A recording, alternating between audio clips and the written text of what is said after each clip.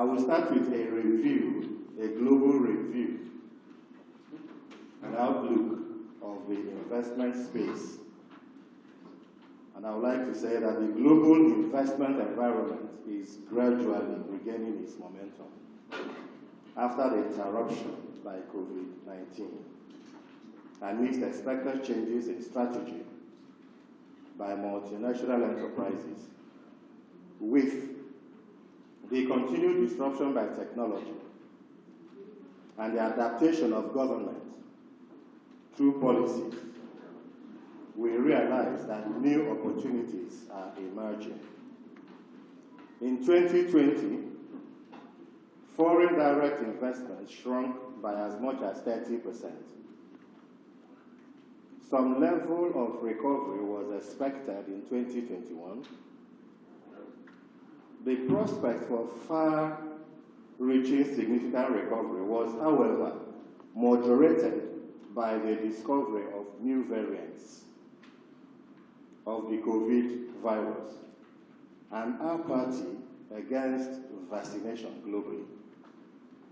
In the midst of this, the business community continues to adapt to the new normal, although there is an observable slowdown on implementation of existing investment projects, as well as consideration of new projects led by multinational enterprises, as many are actually reassessing their global strategy as an adaptation mechanism. In 2022, it is expected that there will be some marginal upward flow in global FDI, as long as the world sustains the rate of adaptation to what we now regard as the new normal.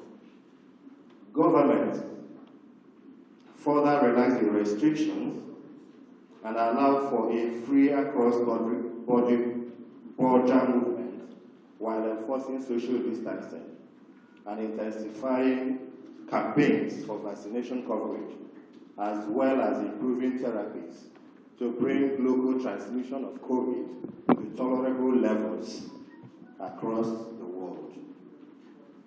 Africa's stock as an investment destination is also expected to sustain its momentum in 2022.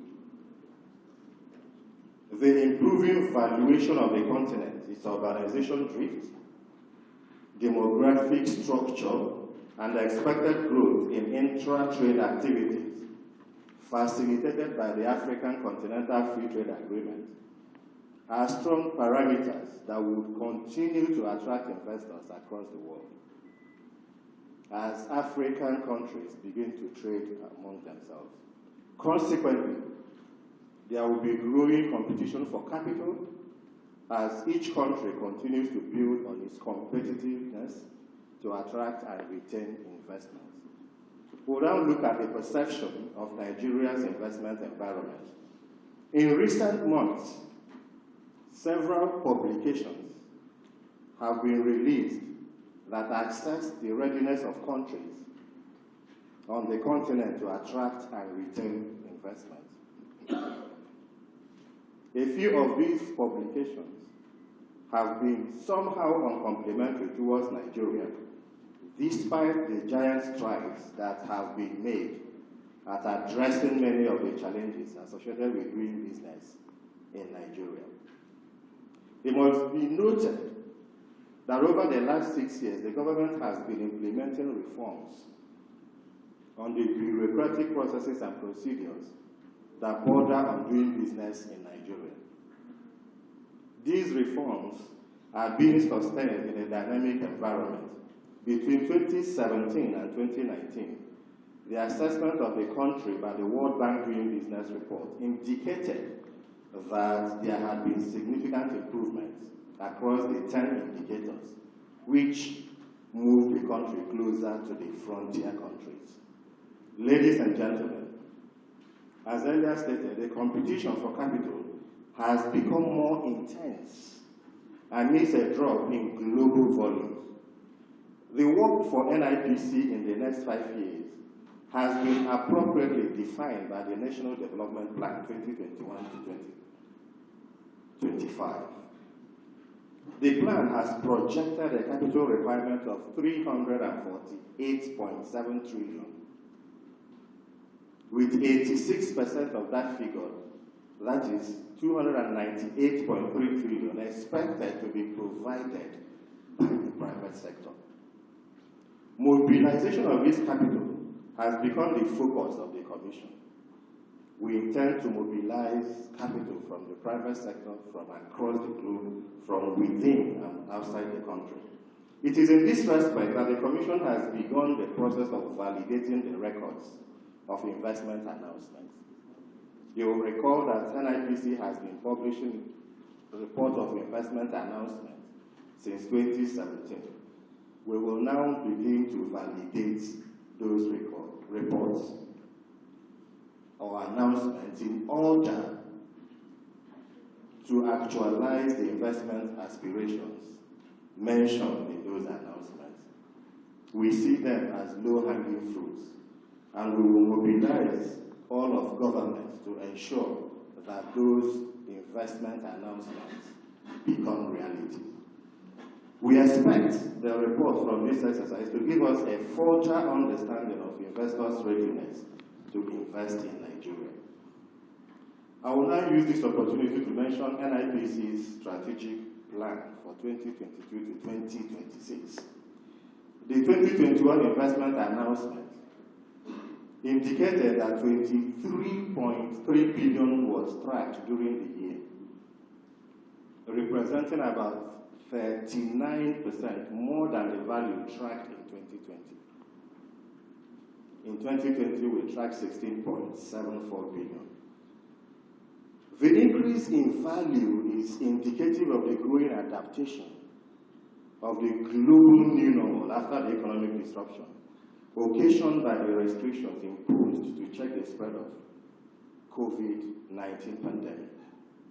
It also indicates the growing confidence of investors in the efforts to improve the national investment landscape. The top 5 states by value of investment in the investment announcements recorded in 2021 are Lagos State.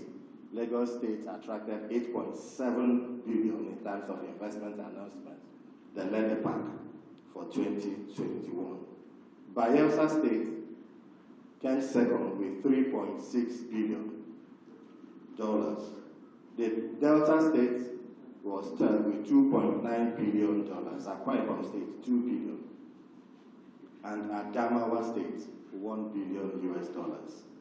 The manufacturing sector had the highest number of projects announced, 20 in number, as well as the highest value.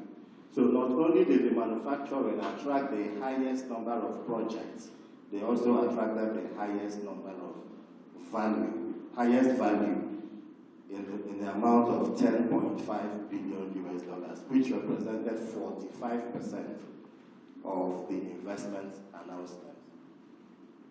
Construction got 16%, electricity, gas, steam, and air conditioning supply 13%, information and communication 12%, mining and quarrying 9%.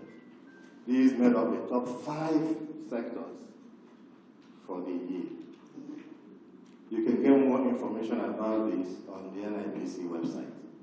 Further to setting an agenda for the Commission, we have begun the process of developing a strategic plan with a focus on the NDP sectors, the National Development Plan sectors. Critical to this strategy is the profiling of the opportunities in each state, as well as sustaining the engagement with the subnational governments. We will continue to build on the past successes while we chart new paths for sustainable development of the capacity of staff of the Commission and the capacity of the states, of the staff of the state investment promotion agencies, while also stimulating healthy competition for investments across the regions and the states. We will leverage on our relationship with the executives of the states to ensure sustained appreciation of the issues of the business environment, with the understanding that the aggregation of the subnational perception forms the national image and also expand the coverage of the Nigerian Investment Certification Program for states.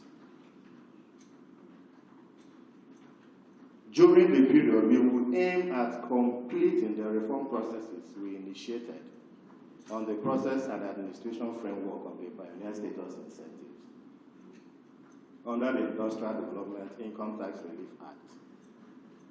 We will undertake a review of the qualifying list and then include emerging activities that require government support while delisting activities that we consider matured. In line with the e-government initiative, the Commission launched an EOC under the Single Window Investors Portal. The prevailing global business environment has made it imperative for organizations such as NIPC to adopt technology as part of their operational tools. Consequently, we would aim at completing the 3 other modules by the end of Q3 2022, while also transiting the internal operations of the Commission into an electronic document management system. Ladies and gentlemen, in conclusion, I would like to stress the need for all hands to be on deck to ensure that Nigeria attracts the quantum of investment required to stimulate sustainable socioeconomic development. It is therefore very important that every Nigerian based at home or in the diaspora will develop a conscious sense of patriotism and join NIPC and indeed Nigeria to promote Nigeria's investment prospects for the good of the nation and for the good of our future. Thank you.